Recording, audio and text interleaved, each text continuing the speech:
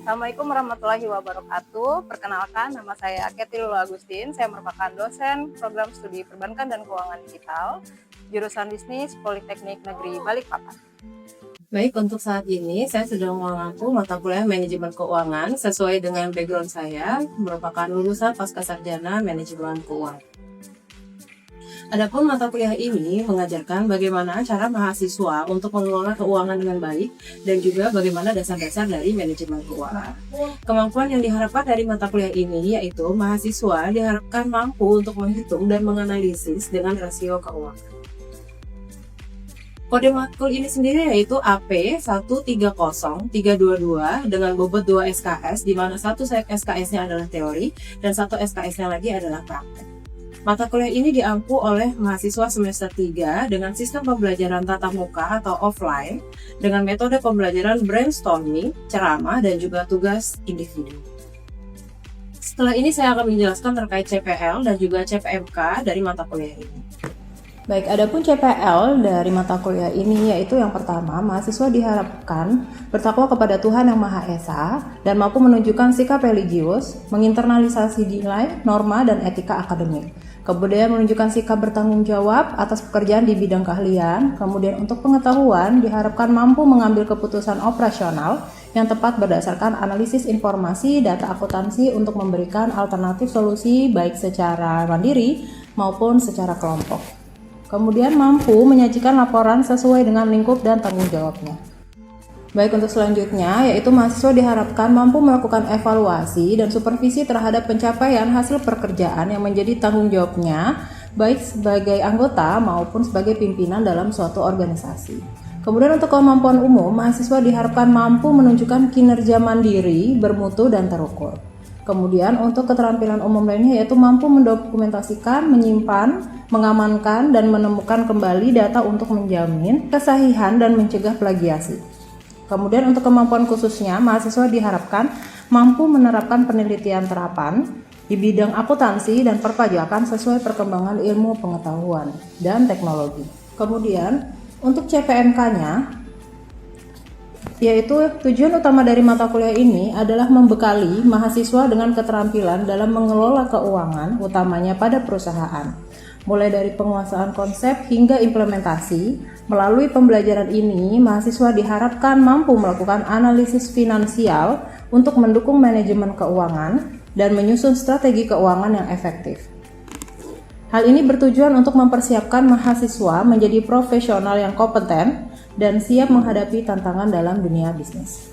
Baik, untuk selanjutnya saya akan menjelaskan sub CPMK dari mata kuliah ini. Yang pertama yaitu mahasiswa akan diberi penjelasan mengenai pengertian, fungsi, dan tujuan dari manajemen keuangan, serta mampu menjelaskan peranan dari manajer keuangan itu sendiri. Kemudian mahasiswa nanti akan dijelaskan mengenai ruang lingkup manajemen keuangan dan perkembangannya. Untuk selanjutnya, mahasiswa diharapkan mampu memahami pasar dan lembaga keuangan.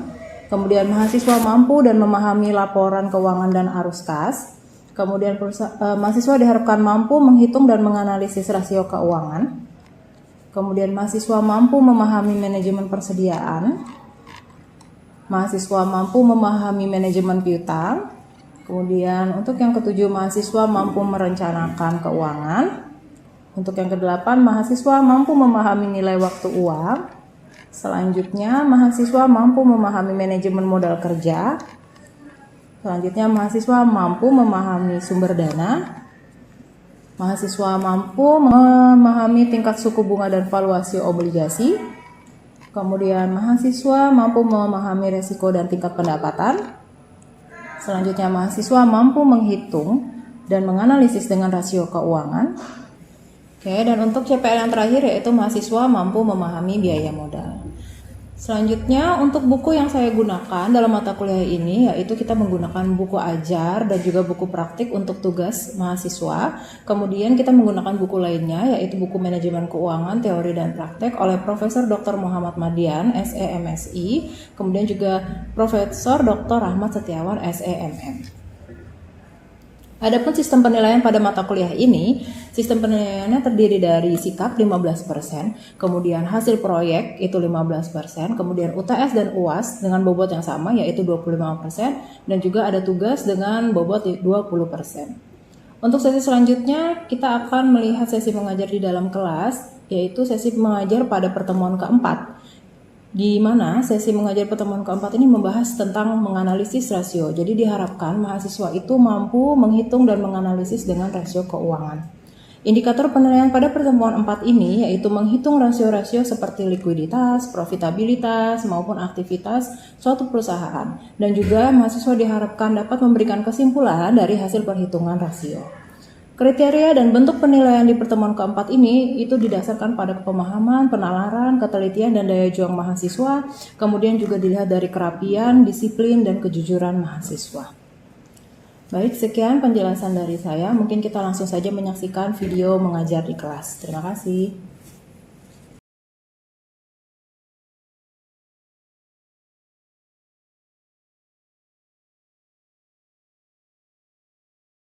Assalamualaikum warahmatullahi wabarakatuh.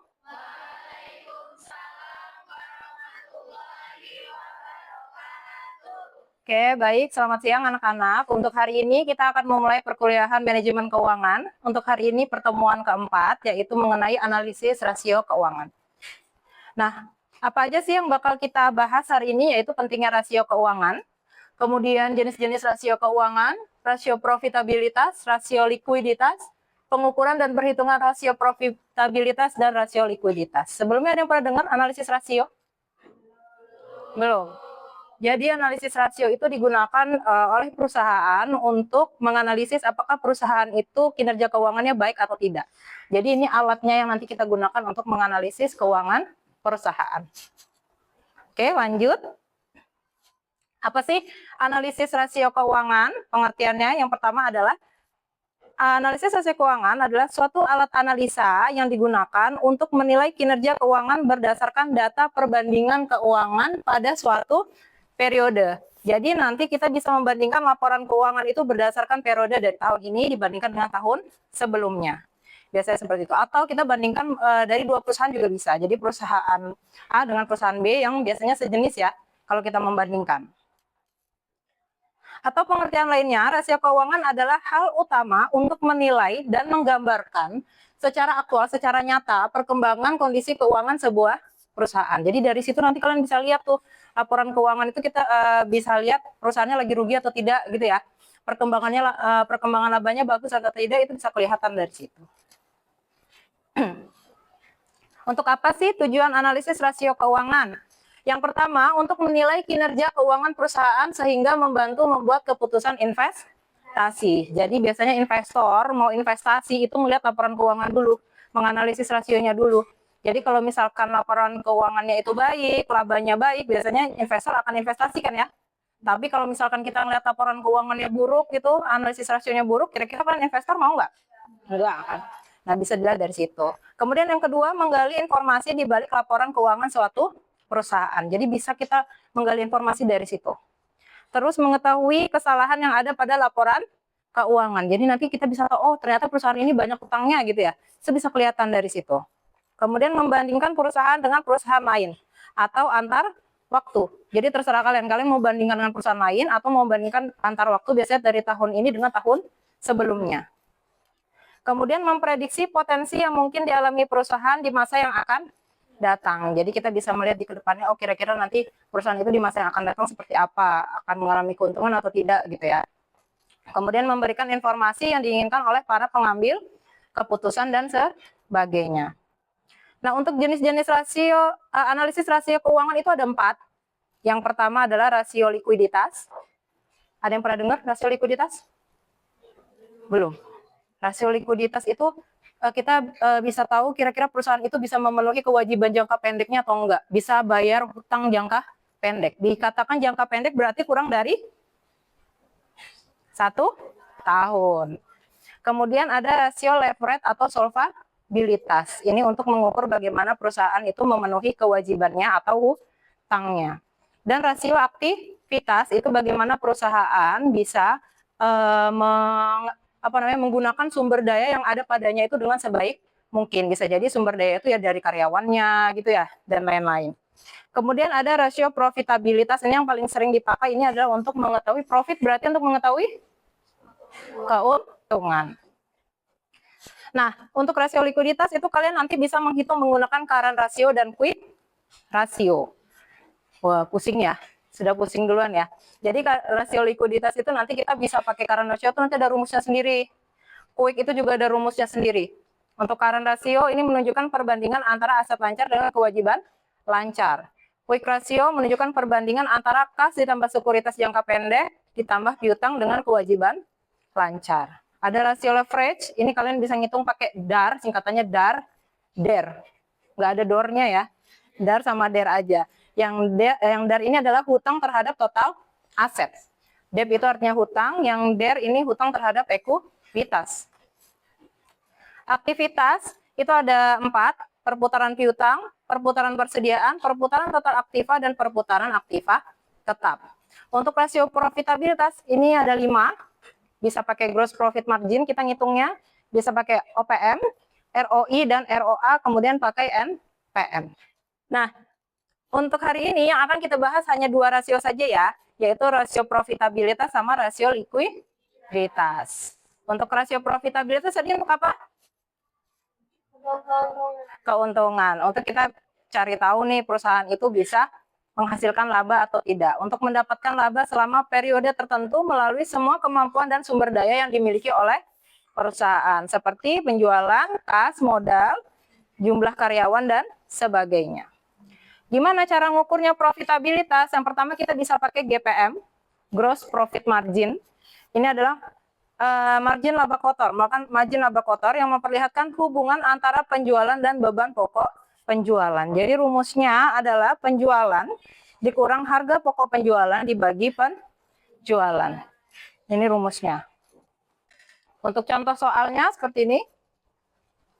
Penjualan dikurang harga pokok penjualan dibagi penjualan, berarti 89 juta. GPM-nya, gross profit margin-nya 89 juta dibagi 600 juta. Hasilnya berapa ini? Coba dihitung 89 dibagi 600 berapa?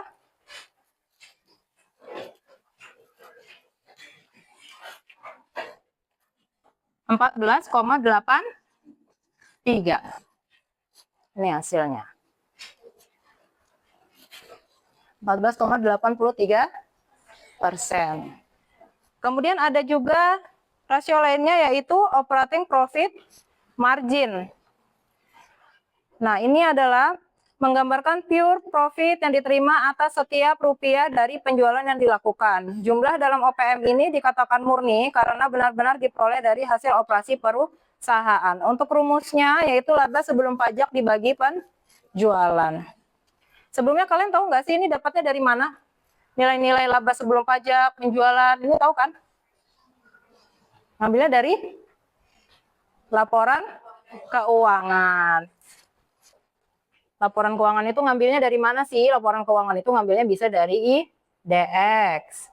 Terus setelah kita buka IDX, kita buka di perusahaan tercatat dan laporan keuangan dan tahunan. Ini nanti kalian bisa klik di sini perusahaannya, terserah kalian mau cari perusahaan apa. Klik aja misalkan Wings gitu ya. Nanti dia akan keluar tuh. Tuh di sini. Nanti tinggal diklik aja. Ini cara kalian untuk mendownload laporan keuangan. Nah, nanti buka di sini. Nah, setelah kalian download, itu keluarnya contohnya saya pakai Wismilak ya. Nah, ini laporan keuangan ini. Nah, nanti dari sini kalian bisa ngambil tuh liabilitas jangka pendek totalnya berapa, itu yang ini yang diambil, yang kita masukkan di hitung-hitungan tadi. Gitu. Jadi, siapa tahu kalian bingung kan itu dapatnya dari mana angka-angkanya gitu ya. Nah, ini laba sebelum pajak dibagi penjualan yang untuk OPM. Untuk contoh soalnya misalkan nih laba sebelum pajaknya 51 juta. Penjualannya 600 juta. Ada yang mau hitung ke depan? Ya, silakan maju.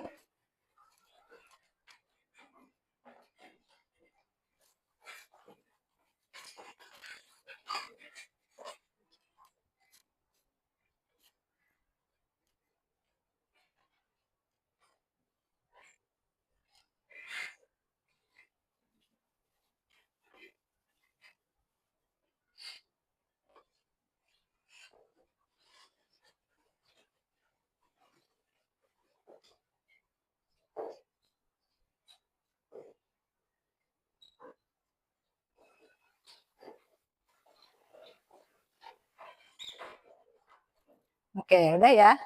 Ini berarti 51 juta dibagi 600 juta, hasilnya adalah 8,5%. Oke, lanjut untuk net profit margin. Itu adalah rasio yang digunakan untuk mengukur margin laba bersih atas penjualan. Jadi rumusnya laba setelah pajak ya. Laba bersih itu laba yang setelah dikurangi pajak. Dibagi dengan penjualan. Ini ada lagi contoh soalnya, misalkan laba sebelum pajaknya 24 juta dan penjualannya 600 juta. Ada yang mau maju? Silakan Ardi.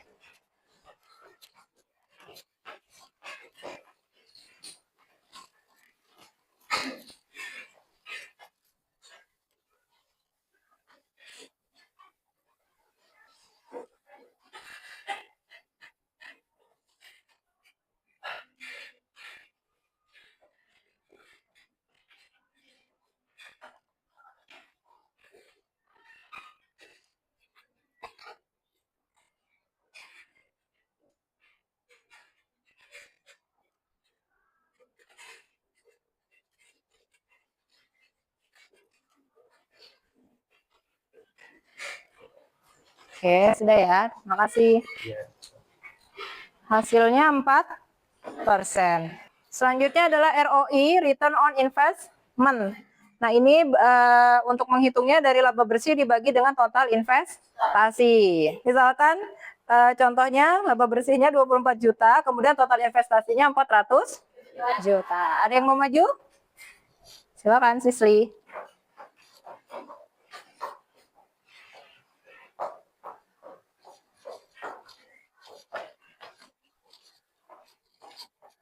Ini that's just on.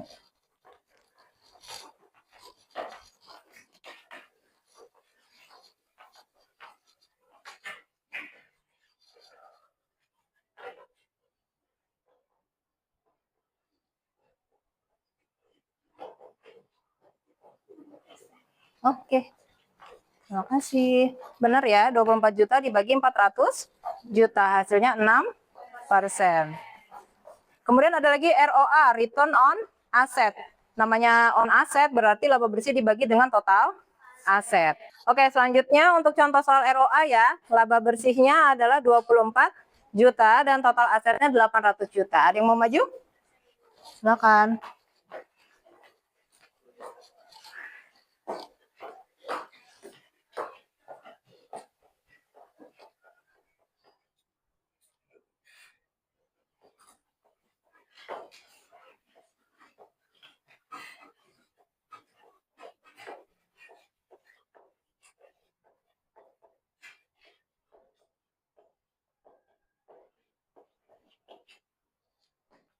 Oke, sudah ya, benar 3% ya hasilnya. Nah, itu tadi rasio profitabilitas. Sekarang kita ganti lagi ke rasio likuiditas. Apa sih rasio likuiditas? Yaitu adalah rasio keuangan yang untuk menunjukkan kemampuan finansial perusahaan dalam memenuhi kewajiban jangka pendek. Jadi kewajiban jangka pendek itu kira-kira perusahaan itu bisa bayar hutang jangka pendeknya atau enggak gitu ya. Nah, kita bisa ngeliatnya dari rasio likuiditas ini. Nah, kita bisa ngitung pakai current rasio, rasio lancar, dan quick rasio, rasio cepat. Rasio lancar adalah rasio yang digunakan untuk mengukur kemampuan suatu perusahaan dalam membayar hutang lancarnya yang akan jatuh tempo ketika ditagih secara keseluruhan. Jadi kalau perusahaan itu dinyatakan liquid itu maksudnya apa sih? Berarti kalau misalkan ada yang lagi hutang secara cepat itu dia bisa bayar. Maksudnya gitu. Mau bayar gaji karyawan dan lain-lain dia bisa bayar. Tapi kalau nggak liquid dia tidak akan bisa bayar. Nah, untuk current ratio itu rumusnya adalah aktiva lancar dibagi hutang lancar dikali 100%. Untuk contoh soalnya, yaitu yang pertama aktiva lancar 250 juta, hutang lancarnya 120 juta. Berarti CR ya, kita singkat aja current ratio-nya adalah 250 juta dibagi 120 juta.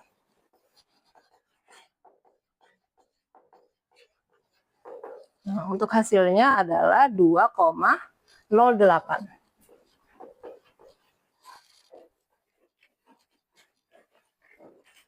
Nah, untuk selanjutnya ada rasio cepat, quick ratio. Nah, ini adalah rasio yang memperlihatkan kemampuan perusahaan dalam memenuhi kewajiban jangka pendek dengan aktiva lancar tanpa memperhitungkan persediaan. Jadi bedanya itu dengan tadi yang rasio lancar. Kalau rasio lancar dia langsung aja aktiva lancar dibagi hutang lancar. Nah, kalau ini dia harus dikurang dengan persediaan dulu. Untuk contoh soalnya seperti ini, ada yang mau maju?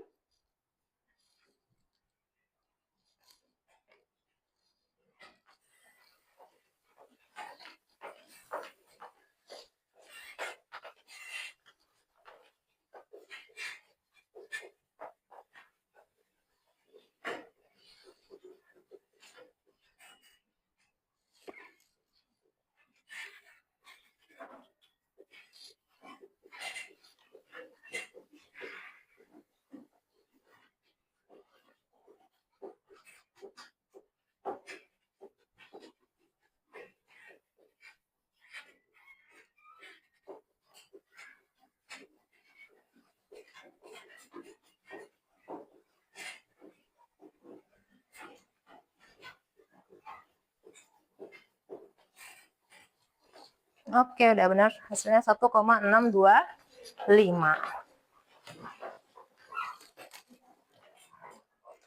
Nah, sekian penjelasan dari saya ya mengenai rasio profitabilitas dan rasio likuiditas. Mungkin ada yang mau ditanyakan sampai sini? Silakan, Zaki. Saya mau tanya apa? Bagaimana jika perusahaan dinyatakan tidak liquid?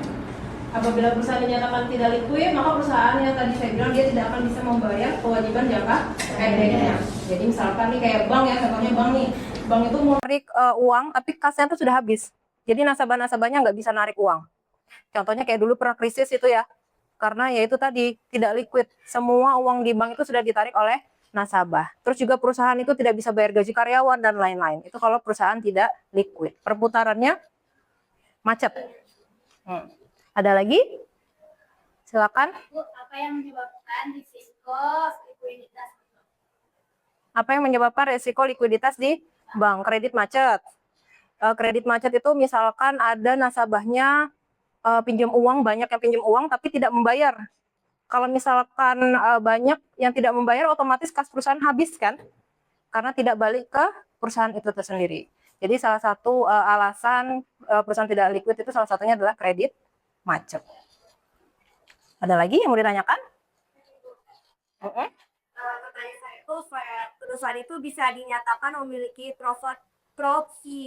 probabilitas yang baik jika ada baik itu berapa persen, Bu? Profitabilitas yang baik jika perhitungannya berapa persen?